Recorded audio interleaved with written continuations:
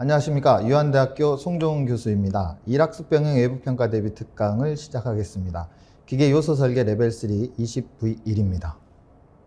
다음은 목차입니다.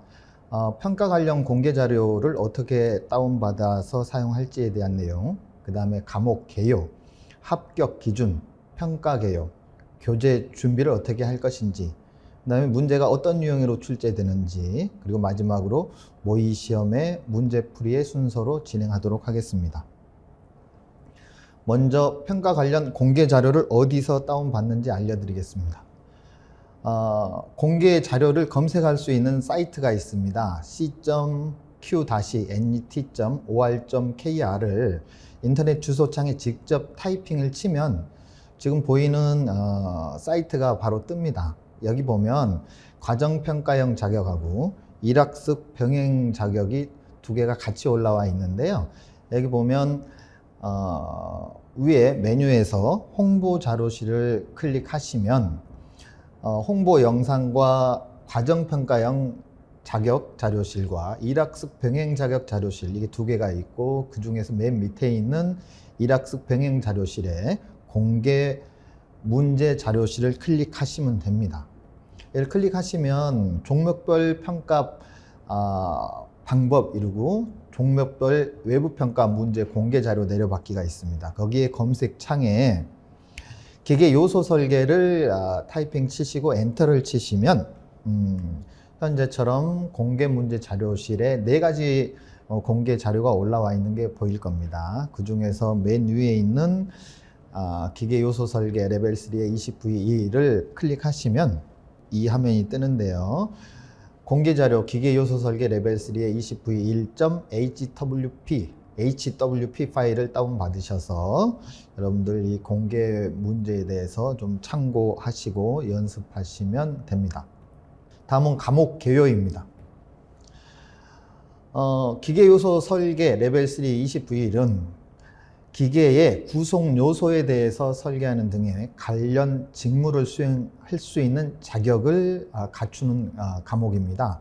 필수 능력 단위는 전체 7가지입니다. 그래서 세 분류에 보면 기계 요소 설계와 기계 시스템 설계, 측정, 이렇게 세 분류가 있고, 세 분류의 기계 요소 설계 안에 체결 요소 설계, 동력 전달 요소 설계, 도면 분석, 도면 검토가 있습니다. 기계 시스템 설계 안에는 형상 모델링 작업, 형상 모델링 검토, 그리고 세 분류의 측정의 정밀 측정이 있습니다. 그러면 각 능력 단위별로 간단하게 말씀을 드리면 기계 요소 설계의 체결 요소 설계는 각 기계 구성품의 체결을 목적으로 강도나 강성, 경제성, 그리고 수명을 고려해서 체결 요소를 설계하는 능력을 갖출 수 있는 능력 단위입니다. 동력 전달 요소 설계는 동력 전달 시스템에서 요구되는 동력 전달 요소의 구조와 기능을 파악해서 설계하고 검토하는 능력을 기르는 능력 단위이고요. 도면 분석은 이미 작성된 조립도 및 부품도에서 표준 부품을 파악해서 설계 규격을 준비하고 투상 도법으로부터의 입체 형상을 구현해서 조립 부분의 형상을 분석하는 능력 단위입니다. 도면 검토는 각 요소 부품의 기능에 최적한 형상, 치수, 주요 공차를 파악해서 조립도와 부품도에서 설계 방법이나 재질, 작업 설비, 그 다음에 방법 등을 결정할 수 있는 능력 단위가 도면 검토입니다. 그 다음에 기계 시스템 설계에 형상 모델링 작업과 형상 모델링 검토가 있습니다. 형상 모델링 작업은 3D 형상을 이제 단순 형상과 복잡 형상으로 분류할 수 있는데, 모델링 데이터를 생성하기 위한 생성 작업을 습득하는 능력 단위이고요. 형상 모델링 검토는 모델링을 분석하고 모델링 데이터를 출력하는 능력 단위입니다. 마지막에 이제 정밀 측정 능력 단위는 설계된 도면을 바탕으로 기계 가공을 해서 공작물을 만들겠죠. 만들어진 이 공작물을 정밀 측정 기기를 이용해서 정량적으로 측정하고 정량적으로 나타내는 능력 단위를 말합니다. 자, 다음은 여러분들이 좀 제일 궁금해하실 합격 기준에 대해서 말씀드리겠습니다. 합격 기준은 필수 능력 단위의 70% 이상을 패스하는 것입니다. 여기서 70%는 개수 기준이고요. 옆에 보면 총 능력 단위가 7개 있죠. 그 7개의 능력 단위에서 5개 이상을 패스하면 합격입니다. 그런데 능력 단위별 패스의 기준은 무엇이냐? 각 능력 단위를 100점 만점으로 봤을 때 60점 이상을 득점하면 패스입니다. 그런데 각 능력 단위별로 평가 유형이 다릅니다. 그래서 각 능력 단위별 지필평가, 작업평가, 면접평가 이렇게 평가 유형이 정해져 있어서 지정된 평가 방식으로 평가를 받으셔야 합니다. 다음은 어떻게 평가받는가에 대한 평가 개요에 대해서 설명을 드리겠습니다. 먼저 지필평가입니다. 지필평가는 동력 전달 요소 설계와 도면 분석, 도면 검토 이 세 가지 능력 단위만 지필평가로 봅니다. 그래서 여러분들 오해하시는 게 자격을 준비하기 위해서 전체 7개를 뭐 정말 머리를 싸매고 공부해야 되는 거 아니냐라고 생각을 하시는데, 지필은 지금 보여지는 동력 전달 요소 설계와 도면 분석, 도면 검토 이 세 가지만 지필 평가 유형에 맞춰서 준비하시면 됩니다. 시험 시간은 30분이고요. 다음은 작업평가입니다. 작업평가는 형상 모델링 작업과 형상 모델링 검토 이 두 가지 능력 단위만 준비하시면 되는데 시험 시간은 2시간입니다. 그래서 작업평가는 1과제가 있고 2과제가 있습니다. 1과제는 형상 모델링 작업이고요. 2과제는 도면 작성인데 1과제가 3D CAD 작업이라고 보면 되고 2과제는 2D CAD 작업, 2D 드래프팅 작업이라고 생각하시면 됩니다. 마지막으로 이제 면접평가입니다. 면접평가는 체결 요소 설계와 정밀 측정 능력 단위 두 가지 능력 단위로 면접을 봅니다. 면접 시간은 10분이고요. 면접위원은 2분이 오셔서 여러분들 한 사람씩 혹은 3사람 한꺼번에 같이 이렇게 면접을 보는 경우도 있고요. 그리고 여러분들 이 지필과 작업과 면접 평가 이 세 가지 평가 중에서 여러분들이 가장 마음 편하게 좀 편안하게 평가를 볼 수 있는 평가가 평가에 임할 수 있는 평가가 면접 평가다라고 생각하시면 됩니다. 다음은 여러분들이 이 자격을 준비하기 위한 교재를 어디서 다운받으실 것인가를 알려드리겠습니다. 교재 준비는 www.ncs.go.kr 이라는 홈페이지에 교재가 업로드 되어 있습니다. 여러분들 녹색 창이나 아니면 파란 창의 검색창에서 NCS라고만 타이핑 치셔도 되고, 아예 주소창에 NCS라고만 타이핑을 치셔도 지금 현재 보이는 국가직무능력표준 사이트를 검색하실 수 있고 손쉽게 들어갈 수 있습니다. 그래서 이 검색창에 들어가시면 검색하는 방법이 3가지가 있습니다. 분야별 검색이 있고 키워드 검색이 있고 코드 검색이 있는데 가장 간단하게 손쉽게 검색하는 방법이 분야별 검색입니다. 그래서 분야별 검색에 우리는 기계공학이니까 기계를 클릭하시면 이 기계 안으로 들어오는데요. 위에 보면 필수 능력 단위에 보면 대분류가 있고 중분류, 소분류, 세분류가 있는데 우리 능력 단위가 전체 7가지인데 그 중에서 기계 요소 설계 세분류에 해당하는 능력 단위가 4종류, 기계 시스템 설계 세분류의 능력 단위가 2종류, 측정의 능력 단위가 1종류입니다. 그래서 아래쪽에 보이는 기계 설계를 클릭하시고 소분류의 기계 설계, 세분류의 기계 요소 설계를 클릭하시면 현재 보여지는 기계 요소 설계 세분류 검색 결과입니다 라고 보여지는 이 화면이 보여지고요. 여기서 마우스의 스크롤을 밑으로 좀 내리시면 지금 보여지는 것처럼 NCS 학습 모듈을 다운받을 수 있는 창이 보여집니다. 스크롤을 아래로만 내리시면 되고요.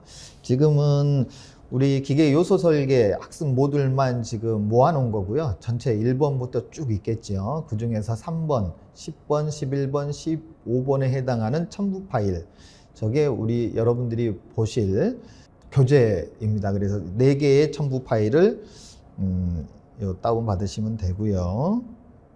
기계 시스템 설계의 경우에는 형상 모델링 작업과 형상 모델링 검토에 해당하는 교재를 다운 받으시면 됩니다. 그래서 기계 설계 클릭하시고 중분류에 소분류에 기계 설계 클릭하시고 세분류에 기계 시스템 설계를 클릭하시면 현재처럼 보이는 이 학습 모듈 2가지를 다운 받으실 수 있습니다. 마지막으로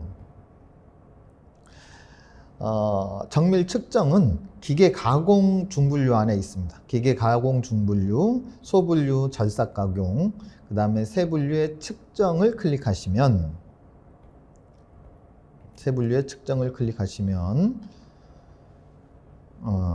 정밀 측정 교재를 다운 받으실 수 있습니다. 그래서 이 다운 받으신 교재를 출력하셔도 되고, 혹은 여러분들 컴퓨터나 아니면 뭐 아이패드에 혹은 뭐 여러분들 핸드폰에 넣으셔서 시간이 나실 때마다 보시면서 공부하시면 됩니다. 다음은 문제 유형에 대해서 말씀드리겠습니다.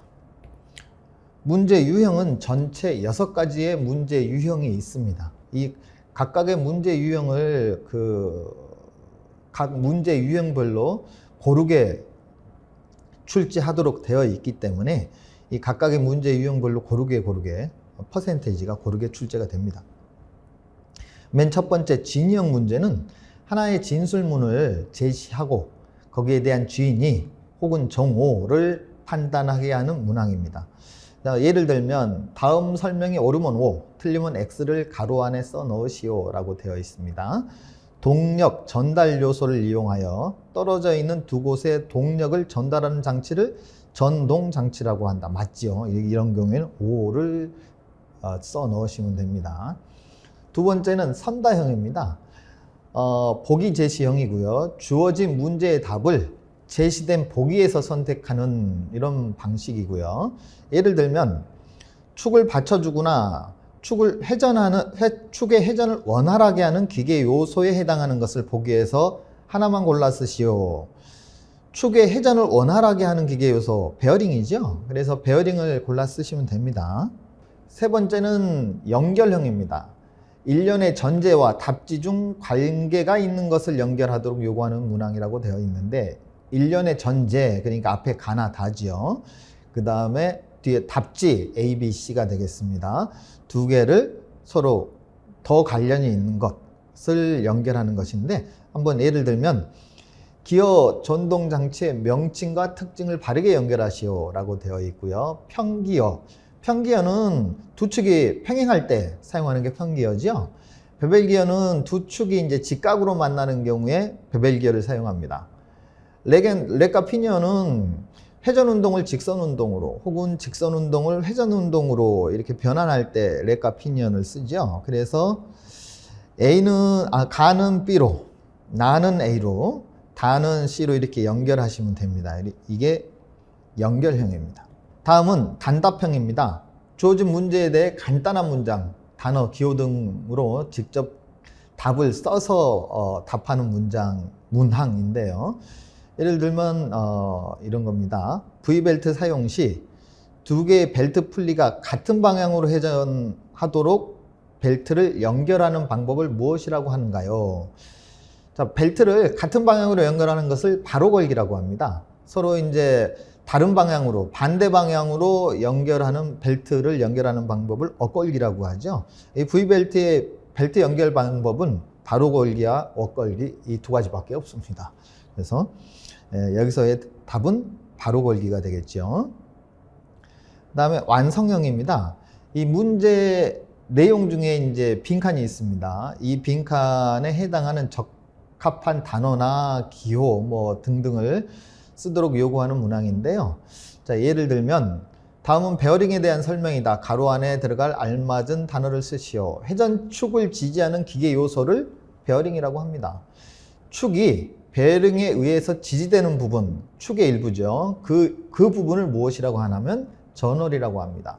그래서 베어링과 저널은 일체의 짝을 이루고 있습니다. 그래서 일체의 짝, 뭐 이렇게 쓰시면 되겠네요. 다음은 복수 단답형입니다. 그러니까 답이 있는데 여러 개의 답을, 간단한 답을 요구하는 문항이죠. 그래서 롤러 체인에 대한 설명이다. A, B 안에 들어갈 알맞은 단어를 쓰시오. 롤러 체인은 얇은 금속 판을 롤러에 맞는 핀으로 연결한 것이로 A와 B의 E가 구름 접촉을 하므로 마찰이 적어진다. A는 롤러일 것이고 B는 스프로켓, 체인 스프로켓을 말합니다. 그래서 롤러와 체인 스프로켓의 E가 구름 접촉을 하기 때문에 마찰이 작아지는 겁니다. 그래서 롤러, 스프로켓 이렇게 쓰시면 됩니다. 자, 이제 작업평가에 대해서 말씀을 드리겠습니다. 작업평가는 시험 시간이 2시간입니다. 그래서 능력 단위는 형상 모델링 작업과 형상 모델링 검토고요. 1과제가 형상 모델링 작업, 2과제가 도면 작성입니다. 자, 이제 작업평가의 시행 자료입니다. 지급 재료는 A3 용지를 2장 지급하고요. USB를 1개를 지급하는데 USB는 시험 장당 1개이기 때문에 여러분들한테 개별적으로 지급되지 않고요. A3 용지 역시 여러분들한테 개별적으로 지급되지 않고 출력하는 그 책상 옆에 준비되어 있습니다. 그래서 2장이 지급되기 때문에 여러분이 한번 출력을 했는데 마음에 들지 않거나 혹은 뭐 가로 세로가 다르게 나왔거나 흐리게 나왔거나 하는 경우에 한 번 더 출력할 수 있습니다. 두 번째, 수험자 지참 공구 목록으로 눈금자, 각도기, 흑색 볼펜이 있습니다. 이 외에도 여러분들 그 계산기, 공학용 계산기를 지참하실 수도 있는데요. 여러분이 사용하는 컴퓨터가 어떻게 보면 뭐 대형 계산기라고 할 수 있죠. 그래서 컴퓨터에 있는 계산기 기능을 이용해도 되고, 요즘에 그 CAD 소프트웨어에는 자체적인 계산기 기능이 있습니다. 그래서 CAD 소프트웨어에 있는 계산기 기능을 쓰셔도 되고, 그런데 나는 그냥 손으로 사용하는 일반 계산기를 쓰고 싶다 하는 경우에는 계산기까지 가져오셔도 됩니다. 그 다음 눈금자는 여러분들 도면을 지급하면 그 눈금자를 이용해서 측정을 해야 되기 때문에 계산기야 뭐 필요에 따라서 안 가져오셔도 큰 문제가 없겠으나 눈금자는 안 가져오시면 좀 문제가 됩니다. 다음 이제 시설 및 장비 목록에 CAD 소프트웨어와 컴퓨터, 프린터, 책상 및 의자, KS 데이터가 있습니다. CAD 소프트웨어는 여러분들이 시험 보는 그 작업장에 깔려 있는 소프트웨어가 한정이 되어 있습니다. 모든 2D, 3D CAD가 깔려 있는 게 아니기 때문에 여러분들이 시험 보는 시험장에 어떤 CAD가 깔려 있는지 확인하시고 내가 주로 잘 사용할 수 있는 CAD 소프트웨어가 깔려 있지 않다라고 한다면 여러분들이 별도의 노트북을 준비하시고 포맷 하셔가지고 거기에 여러분들이 사용하는 CAD 소프트웨어를 설치하셔서 좀 일찍 오셔가지고 감독위원님한테 검사를 받으면 사용하실 수 있습니다.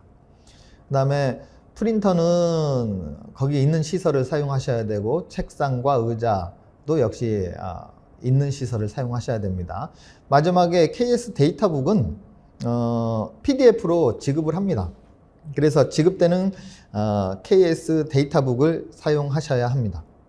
그 다음에 작업평가 과제의 예시입니다. 자, 보시면 요구사항에 보면 시험 시간 내에 완성하시오. 주어진 도면의 부품을 아래 지시된 내용과 수험자 유의사항에 의거해서 CAD 소프트를 이용해서 지급된 용지 규격에 맞게 모델링 및 제도하고 지급된 저장 매체에 저장하여서 본인이 직접 흑백으로 출력해서 제출해야 합니다.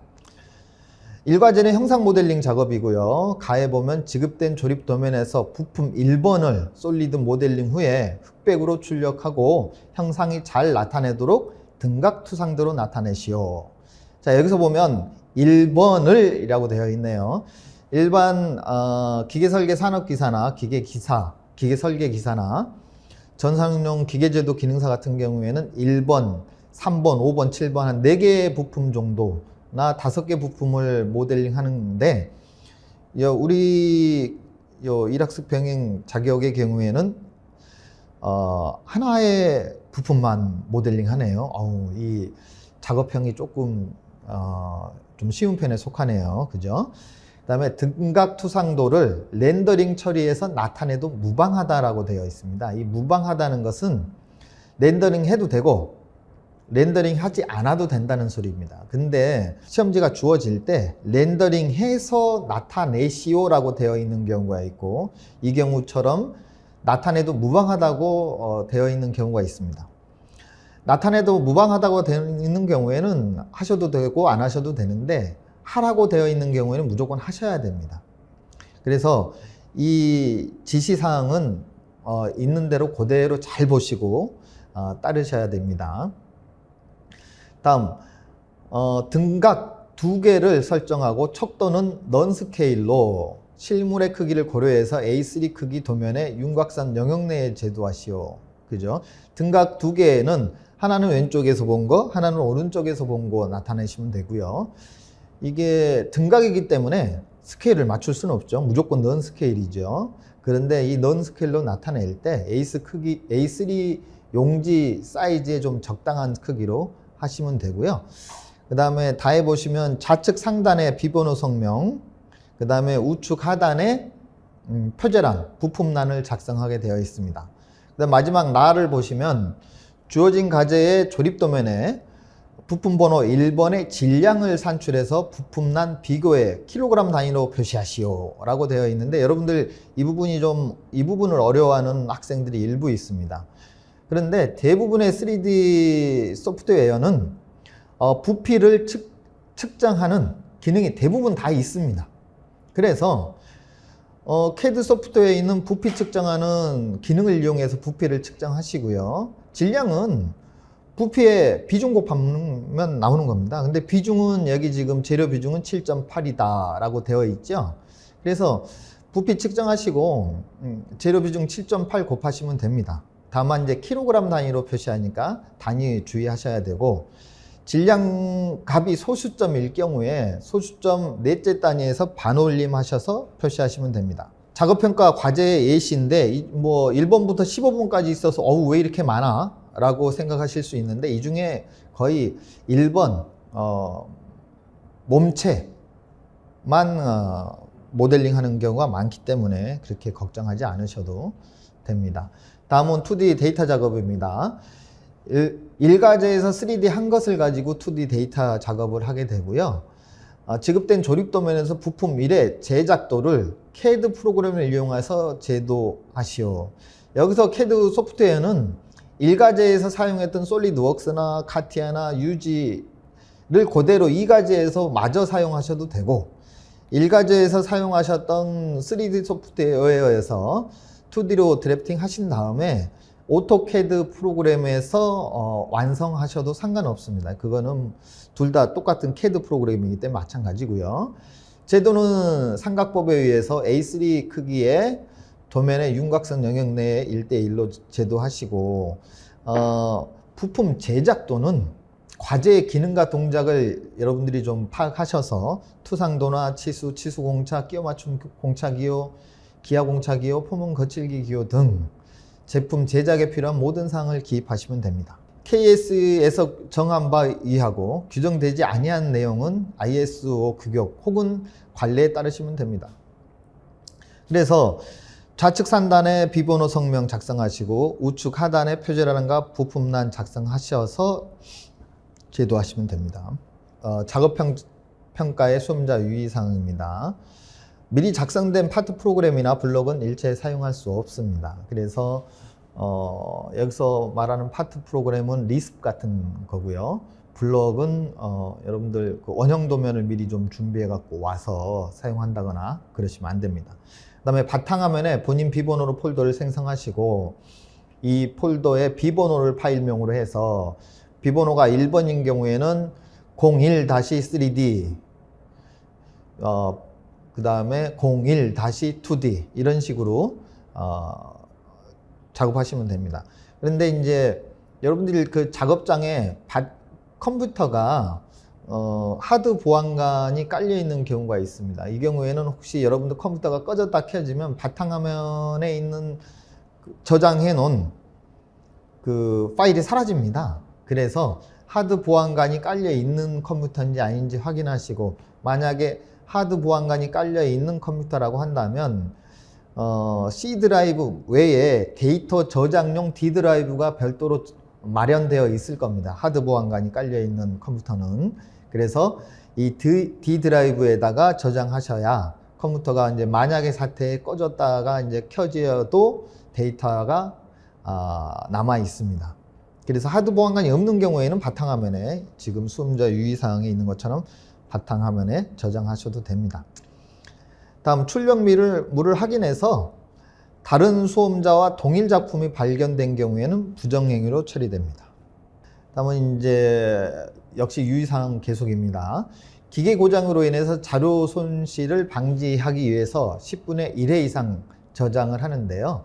오토캐드 같은 경우는 자동 저장 기능이 있지요. 그런데 카티아나 솔리드웍스나 유지 같은 경우엔 자동 저장 기능이 있는 경우도 있고 없는 경우도 있습니다. 그래서 있는 경우에는 자동 저장 기능을 사용하시면 되는데, 없는 경우에는 여러분들이 10분 단위로 저장을 하셔야 됩니다. 다음 KS 규격은 주어지는 데이터북을 사용하셔야 되고요. 그 다음에 도면의 리미트, 한계, 중심 마크, 이건 주어지는 대로 사용하시면 됩니다. 그 다음에 선의 굵기, 문자, 숫자의 크기 등등은 역시 주어지는 대로 사용하시면 됩니다. 다음은 이제 0점 처리인데요. 기능 무숙으로 안전사고나 기자재 손상 등이 우려되는 경우는 우리 CAD 작업에는 그닥 많지 않은 경우고요. 그 다음에 시험위원회 요구사항, 지시사항을 따르지 않은 경우 역시 0점 처리됩니다.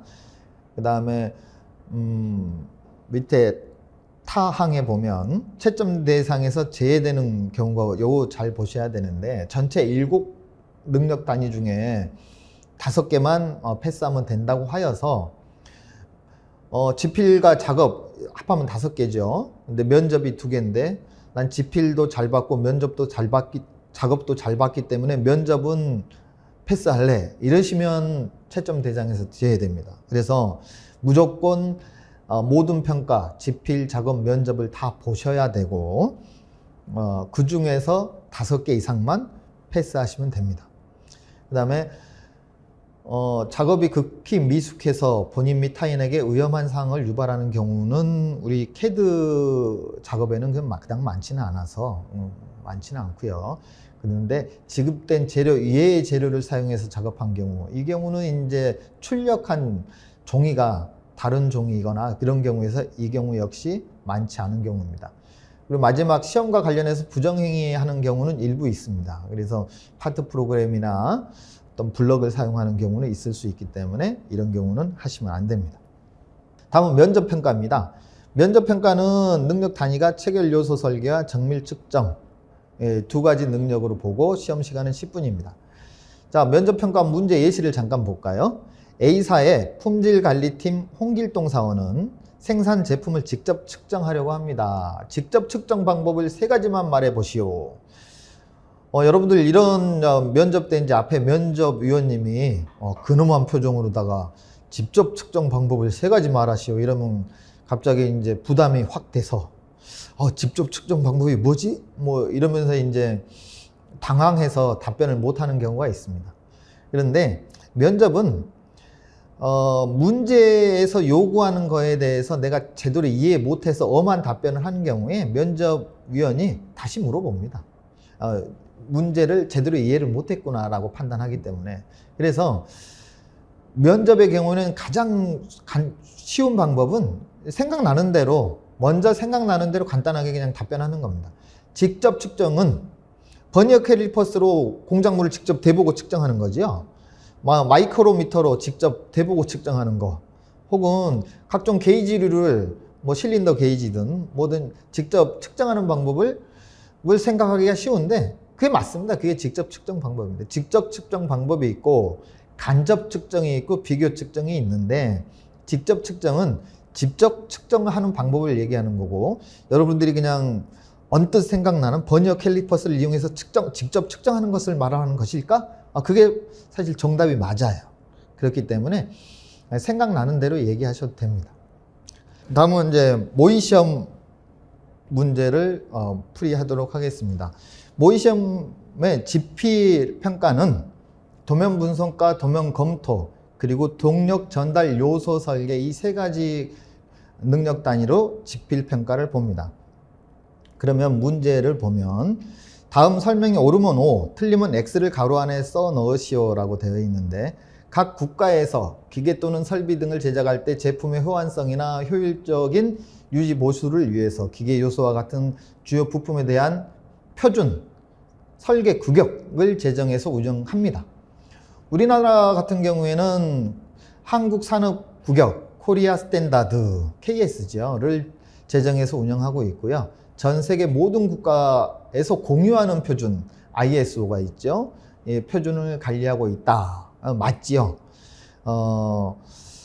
이 표준과 관련해서 묻는 문제가 일부 나올 수 있습니다. 일본은 JIS, 독일은 DIS, 미국은 ANSI, 이런 식이죠. 그죠? 그래서 몇몇의 나라 규격만 대략적으로 알고 있어도 큰 무리가 없습니다.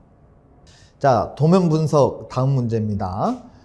보기의 그림과 같이 투상물의 구멍, 홈 등의 모양을 도시하는 것만으로도 충분한 경우에 필요한 부분만 나타내는 보조 투상도로서 주된 그림에서 중심선, 기준선, 치수보조선 등으로 연결해서 투상 관계를 나타내는 투상도를 무엇이라고 할까요? 보기에서 고르시오. 자, 회전 투상도는 중간을 잘라서 회전시켜서 하는 것이기 때문에 아닌 것 같습니다. 투시 투상도도 역시 아닌 것 같아요. 그러면 부분 투상도와 국부 투상도가 좀 유력하죠. 그래서 부분 투상도와 국부 투상도가 대부분 많이 우리 학생들이 헷갈리는 부분입니다. 그런데 국부 투상도와 부분 투상도의 극명한 차이가 뭘까? 국부 투상도는 국부의 부분, 국부의 어떤 그 형상만 딱 나타내는 게 국부 투상도입니다. 그래서 구멍의 경우에 그 구멍만 딱 나타내는 것, 홈의 홈 부위만 딱 나타내는 게 국부 투상도고요.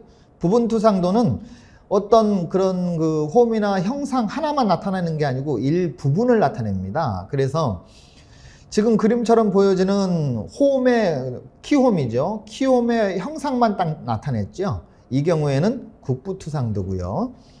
다른 형상이 같이 나타났어요. 이러면 부분 투상도입니다. 자, 국부 투상도와 부분 투상도의 차이 이해하시겠죠? 다음은 가로 안에 알맞은 용어를 쓰시오. 제품의 제조를 위한 구체적인 요구사항을 기록한 설계사양서에 기업 이윤을 포함한 전반적인 비용과 납품기간 그리고 계약 당사자 상호 간의 관계 등이 더해진 것을 시방서라고 한다. 이게 답은 시방서인데, 사실 문제가 약간 애매한 부분이 있습니다. 여러분들 인터넷에 좀 검색을 해보시면 사양서와 시방서가 같은 의미로 사용이 됩니다. 그런데 이 문제에서는 설계 사양서라고 규정이 되어 있기 때문에 여기서 말하는 사양서는 설계에 대한 사양서로 한정이 되어 있고, 시방서는 전체의 비용, 납품 시간, 이런 전반적인 것을 나타내는 것을 시방서로 표현한 것입니다. 그래서 설계 사양서가 아니고 그냥 사양서라고 했다면 시방서와 같은 의미일 수는 있으나 설계 사양서로 한정하였기 때문에 이 가로 안에는 시방서라는 답이 맞는 것입니다. 다음은 도면 검토에, 이제 도면이 좀 나와 있네요. 형상을 그리고 치수를 기입할 때 어느 부분에 치수를 기입해야 하는지 결정해야 합니다. 치수 보존선에 따라서 가공 순서가 결정되기 때문에 신중해야 하고 배치하는 방법을 달리해서 사용해야 됩니다. 다음 중 직렬 치수 방법을 고르시오. 자, 직렬 치수 방법이라고 하니 병렬도 있나 봅니다. 그죠? 치수기 방법은 좀 몇 가지가 있는데, 직렬과 병렬의 극명한 차이는 공차의 누적입니다. 자, 2번, 3번, 4번이 다 병렬 치수기 방식인데, 2번, 3번, 4번이 다 왼쪽 모서리를 기준으로 해서, 2번을 보시면 왼쪽 모서리를 기준으로 해서 첫 번째 턱이 22, 두 번째 턱이 42, 세 번째 턱이 64입니다. 그래서 왼쪽 기준으로 62, 42, 64, 76 뭐 이런 식으로 치수가 기입되어 있고요. 세 번째 도면도 왼쪽을 기준으로 잘 안 보이네요. 18, 41, 86, 91 뭐 이런 식이네요. 그죠? 네 번째 도면은 0,0 왼쪽 아래쪽을 기준으로 해서 0,0이고요. A 부분의 X값과 Y값, 그 다음에 파이값, B 부분의 X값과 Y값, 파이값 이런 식으로 되어 있습니다. 그런데 오로지 1번만 왼쪽 모서리가 기준이 아니고 18, 25, 25, 25, 16 이런 식으로 되어 있죠. 이런 식으로 직렬로 쭉 이렇게 치수 기입을 하는 방식을 직렬 치수 기입 방식이라고 합니다. 이 직렬 치수 기입 방식은 공차가 누적됩니다. 여기에 일반 공차를 적용한다면 만약에 18에 플러스 마이너스 0.1이 적용될 것이고 25에도 플러스 마이너스 0.1, 그 다음 25에도 플러스 마이너스 0.1 이렇게 0.1이 쭉 입력이 될 텐데, 적용이 될 텐데, 만약에 16에는 플러스 0.1이 되고 25에 마이너스 0.1, 그래서 플러스 마이너스 이러면 전체 치수 132인가요? 132가 스펙이 인일 텐데 16이죠. 16에도 플러스 0.1, 25에도 플러스 0.1, 그 다음 25에도 플러스 0.1 이러면 1, 2, 3, 4, 5, 6 플러스 0.6이 추가돼서 전체 치수가 132.6이 됩니다. 이런 것을 공차 누적이라고 하는데, 직렬 치수기 방식에는 공차 누적이 발생합니다. 그런데 2번, 3번, 4번 형태로 하지 왜 1번 형태의 치수기입 방법이 있느냐. 2번, 3번, 4번 치수기입 형태는 1번 치수기입 형태보다 가공이 좀 더 까다로운 부분이 있습니다. 그래서 간편하게 공차 누적이 돼도 상관없는 경우에는 1번을 사용해도 무방합니다. 그래서 1번이 직렬 치수기입 방식입니다.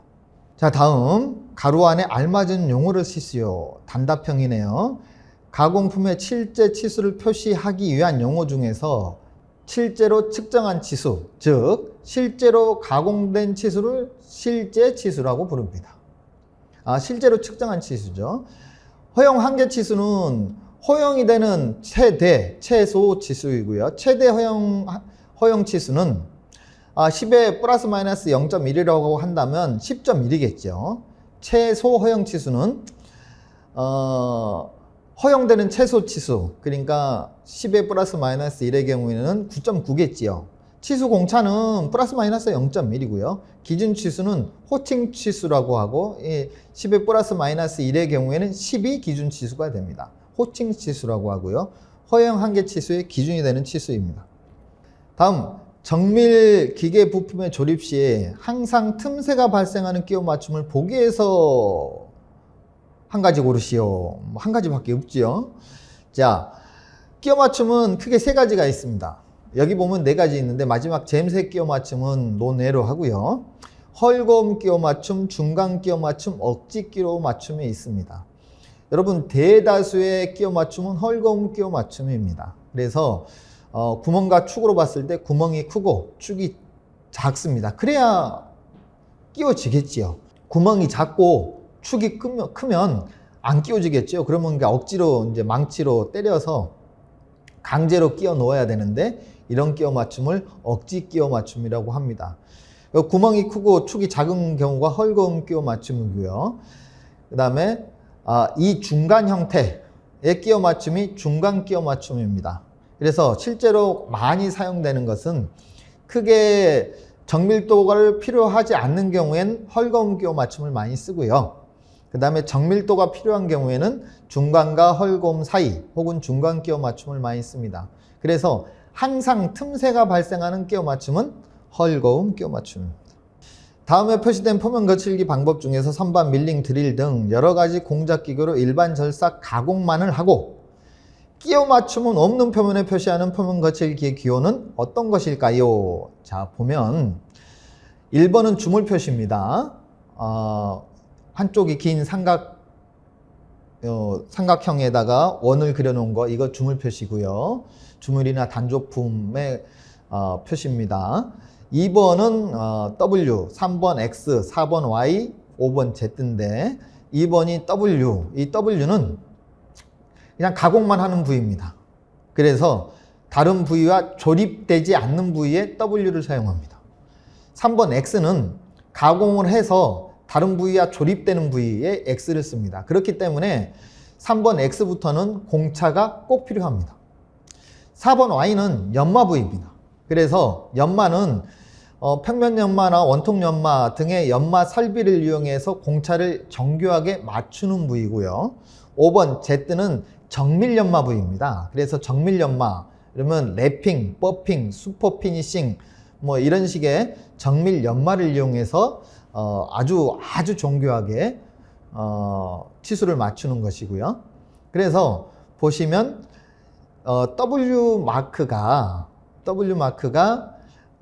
가공을 하지만 조립되지 않는 부위에 W 표시를 하시면 되고, 이 부위에는 공차도 필요 없습니다. 왜냐하면 조립되지 않기 때문에 공차가 크게 의미가 없고요. X는 조립이 되는 부위입니다. 다른 부품하고 조립이 되기 때문에 공차가 없으면 조립이 안 되겠죠. 그래서 X부터는 공차가 필요하고요. Y는 좀 연마까지 해서 공차를 맞추는 것이고, Z는 초정밀 연마를 통해서 공차를 맞춘다. 이렇게 생각하시면 됩니다. 다음은 이제 지필의 동력 전달 요소 설계 부분입니다. 맞으면 O, 틀리면 X를 가로 안에 쳐 넣으시오 라고 써 넣으시오 라고 되어 있는데, 이거 진이형이네요. 기어의 치용 곡선에는 인벌루트 곡선과 사이클로이드 곡선이 있는데 호환성이 우수하고 치형의 제작 가공이 용이하며 입뿌리 부분이 튼튼해서 기계장치에 광범위하게 사용되는 치형 곡선은 인벌루트 곡선입니다. 이게 창성법에 의해서 가공이 가능하고요. 거의 대부분의 기계장치에 이 인벌루트 곡선이 사용이 됩니다. 사이클로이드 곡선은 어디에 사용되냐면, 여러분들 그 시계 있죠? 시계, 그 손목시계가 굉장히 그 정교해야 되고 백래시가 없어야 되잖아요.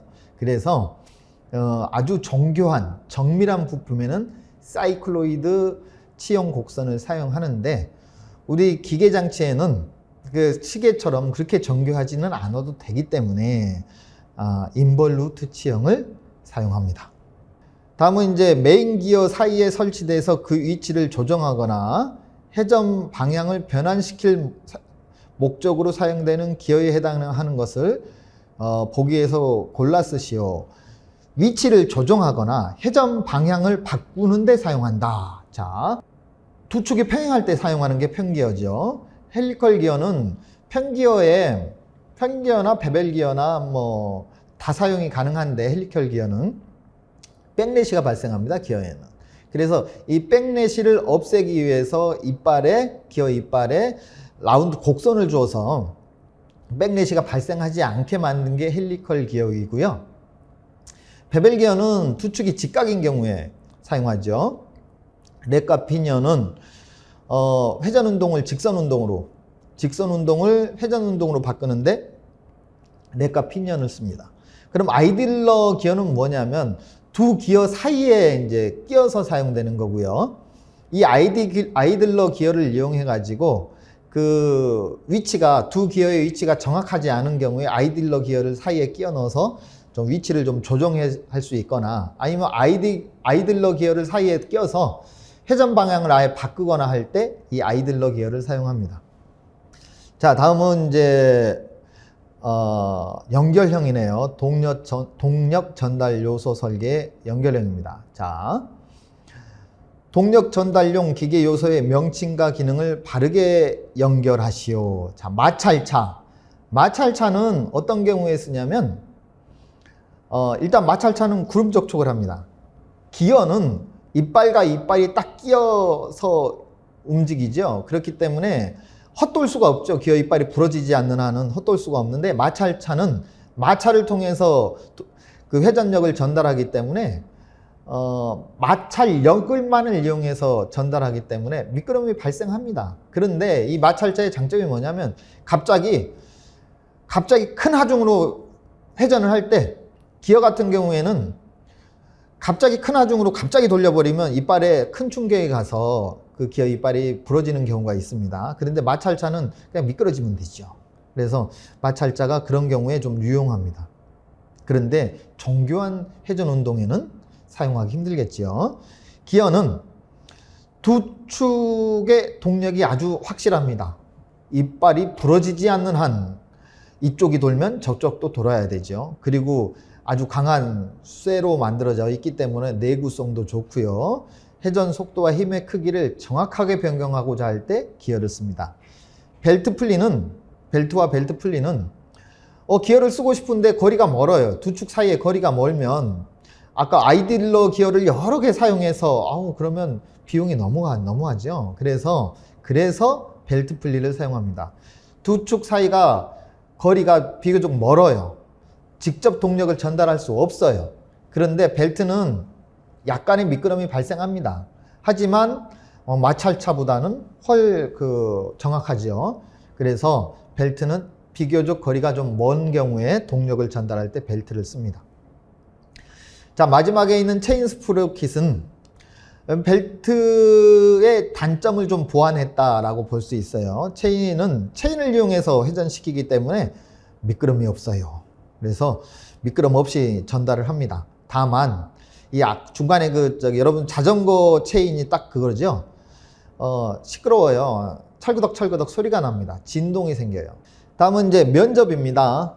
여러분 뭐 세 가지만 말하시오라고 되어 있는데 여러분들 생각나는 대로 말씀하셔도 되고, 여러분들이 이 면접 시험이 이 일학습 병행 자격 시험에서 제일 좀 마음 편하게 쉬운 시험이다라고 생각하셔도 괜찮습니다. 면접위원님들이 여러분들을 떨어뜨리려고 시험을 보는 게 아니고, 가능하면 여러분들을 도와주고 여러분들의 시험을 지원하는 생각을 가지고 면접에 임하기 때문에 선생님처럼 이렇게 생각하셔도 괜찮아요. 자, 내용 한번 봅시다. A사 생산기술팀의 홍길동 사원은 생산 현장에 송풍기를 설치하라고 지시를 받았어요. 송풍기를 볼트를 이용해서 바닥에 견고하게 고정했어요. 그런데 송풍기다 보니까 안에 그 프로펠러가 회전하죠. 그래서 충격과 진동, 방복, 응력 등에 의해서 나사 풀림이 발생할 수 있어요. 나사 풀림이 발생하지 않도록 설계에 반영하고 싶어요. 나사 풀림을 방지하는 방법을 세 가지만 쓰시오. 나사 풀림을 방지하는 방법은 굉장히 여러 가지가 있습니다. 자, 첫 번째, 스프링 와샤나 고무 와샤를 사용하는 방법입니다. 그러니까 볼트 중간에 와사 끼죠. 와사에 스프링 와샤라고 있어요. 그래서 볼트를 밀어줍니다.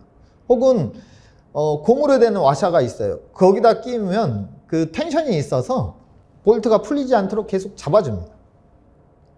다음에 특수 와샤가 있어요. 혀붙이 와샤나 톱니붙이 와샤 등이 있는데, 중간에 그 와샤를 낀 다음에 저 혀붙이의 혀 부분을 굽혀버리면 됩니다.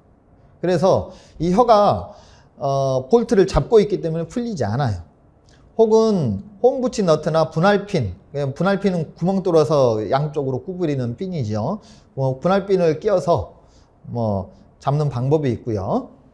저림 너트라고 있습니다. 저림 너트는 뭐냐면 볼트 머리의 중간을 볼트의 그 나사부의 중간을 잘라요. 그 다음에 그 자르는 부위에 또 세트 스크류를 넣어서 그 볼트의 그 간격을 줄이거나 키워서 너트죠. 저림 너트니까 너트의 중간을 줄이거나 키워서 하중을 넣어가지고 풀리지 않도록 하는 방법이고요. 로크 너트에 의한 방법은 너트를 2개 채우는 겁니다.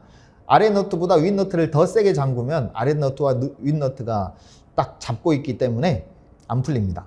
그 다음에 플라스틱이 들어간 너트, 너트에 플라스틱을 삽입해 가지고요, 위에 스프링 와셔와 고무 와셔와 같은 개념으로 풀리지 않게 하는 방법이고요.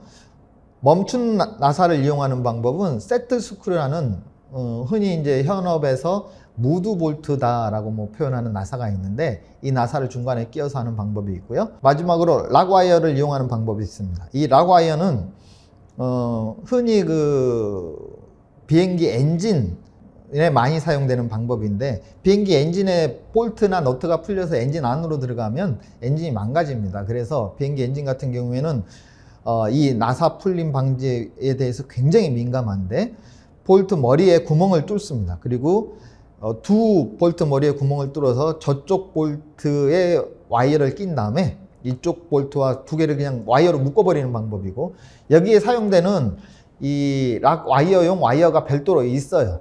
잘 끊어지지 않습니다. 물론 이 방법 외에도 뭐 본드칠을 해요, 뭐 여러 가지 방법이 있을 수 있죠. 생각나는 방법대로 쓰시면 됩니다. 말씀하시면 괜찮습니다. 다음 문제입니다. 비사 금형설계팀의 홍길동 사원은 만년필 뚜껑의 금형설계 업무를 받았어요. 홍길동 사원이 만년필 뚜껑에 나사 체결 방식을 적용해 갖고 뚜껑을 빠르게 열고 닫을 수 있도록 설계하고자 해요. 이때 나사 체결을 빨리 하는 방법이 뭐 있을까요?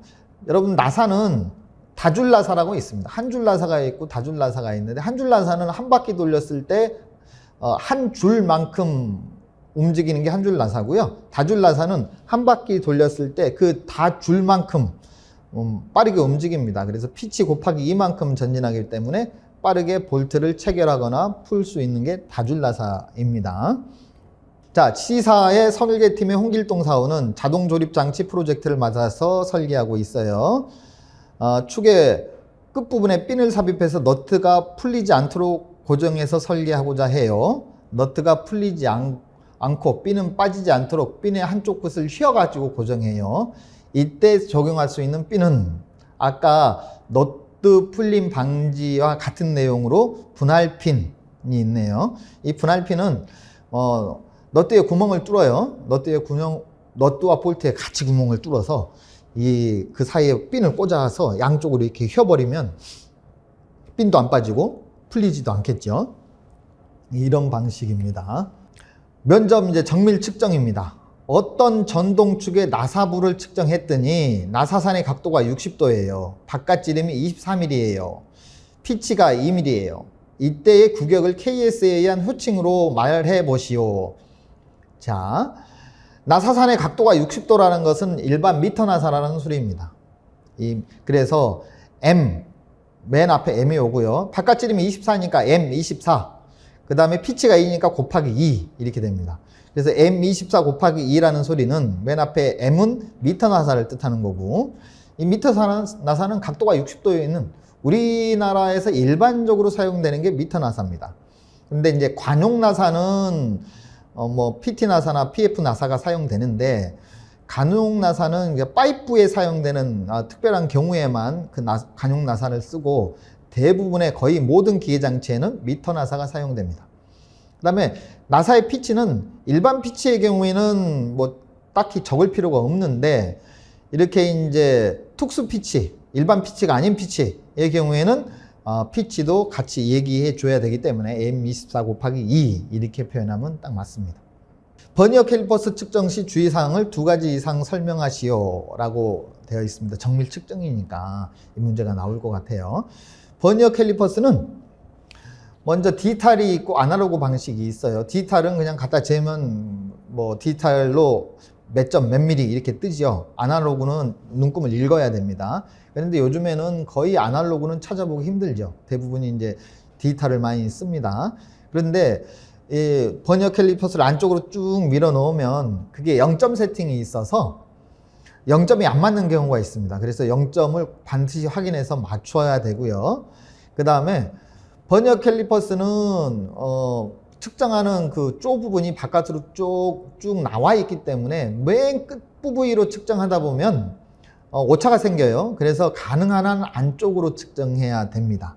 그 다음에 이 조가 얇아요. 그래서 마모되기가 쉽습니다. 그래서 이 마모되기도 쉽고 혹은 어디에 이제 찍히거나 살짝 우그러지거나 그럴 수 있어서 찍힌 부위나 우그러진 부위 뭐 이런 거를 확인하고 그러지 않는 부위로 측정해야 되고요. 그 다음에 여러분이 가공품이